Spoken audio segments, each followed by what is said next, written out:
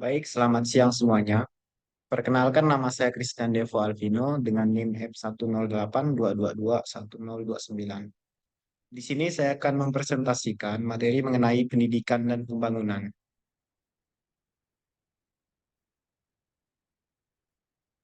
Apa itu pendidikan dan pembangunan? Pendidikan adalah proses membimbing manusia dari kegelapan kebodohan menuju kecerahan pengetahuan.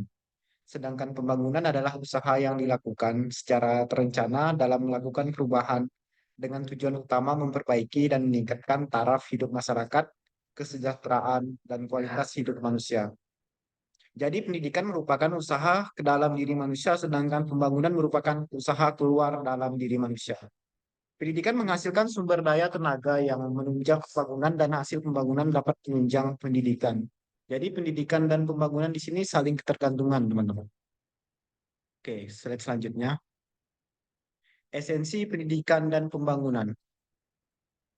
Pendidikan menduduki posisi sentral dalam pembangunan karena sasarannya adalah peningkatan kualitas sumber daya manusia. Oleh karena itu, pendidikan merupakan alur tengah pembangunan dari seluruh sektor pembangunan. Jadi pendidikan merupakan titik awal dalam pembentukan pembangunan, teman-teman.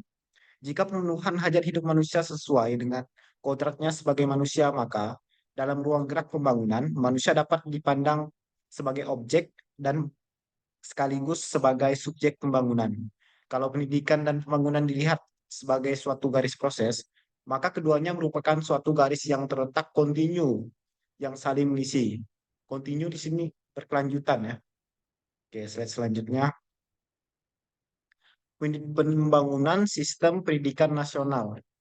Sistem pendidikan sebagai sarana yang menghantar manusia untuk menemukan jawaban atas teka-teki mengenai dirinya juga selalu disempurnakan. Secara makro, sistem pendidikan meliputi 4 aspek yang satu sama lainnya bertalian atau berkaitan erat sebagai berikut. Aspek pertama, aspek filosofis, keilmuan. Kedua, ada aspek yuridis. Ketiga, ada aspek struktur. Keempat, ada aspek kurikulum. Baik, slide selanjutnya. Apa saja peran pendidikan dalam pembangunan? Di sini ada 7 peran.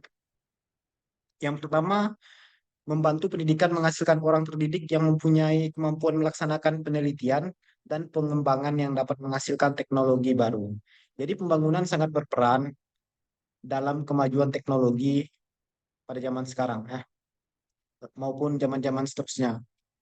Kedua, orang-orang yang terdidik hasil berpendidikan bisa masuk dan aktif bekerja di bidang konstruksi pembangunan. Karena mereka berpendidikan, otomatis mereka sangat kreatif dalam bidang konstruksi pembangunan. Oke, yang ketiga ada membantu pendidikan menjadi pelaku yang memahami betul generasi yang dijalani untuk kemudian diperbaiki sesuai perkembangan zaman, membantu pendidikan menghasilkan orang yang memiliki keterampilan menghasilkan barang dan jasa, dan seterusnya. Oke, selanjut slide. Keragaman persepsi konsep pembangunan. Oke. Ini terdapat pula ahli yang berpendapat seperti yang dinyatakan oleh Fletcher 1976, pembangunan adalah suatu yang alami. Bagaimana manusia, masyarakat, dan negara untuk mengembangkan potensi yang ada pada dirinya.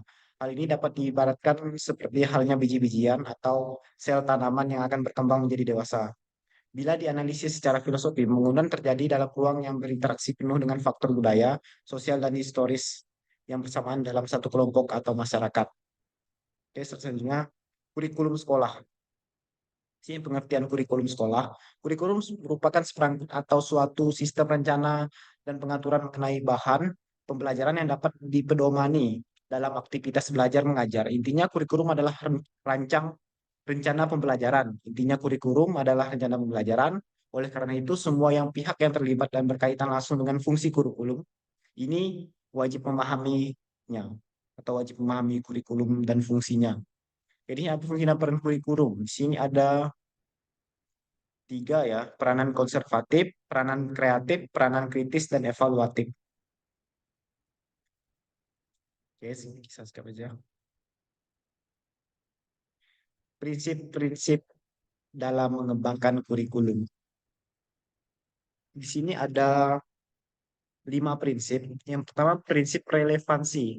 Secara internal bahwa kurikulum memiliki relevansi di antara komponen-komponen kurikulum. Tujuan, bahan, strategi, organisasi, dan evaluasi. Ya, prinsip fleksibilitas.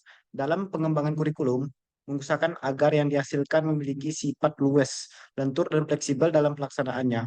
Memungkinkan terjadinya penyesuaian-penyesuaian berdasarkan situasi dan kondisi tempat dan waktu yang berkembang, serta kemampuan dan latar belakang peserta didik.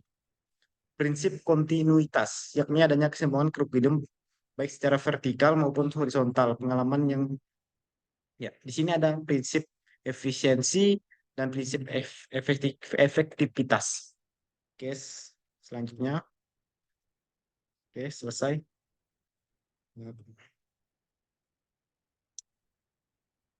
Sekian presentasi dari saya. Saya ucapkan terima kasih.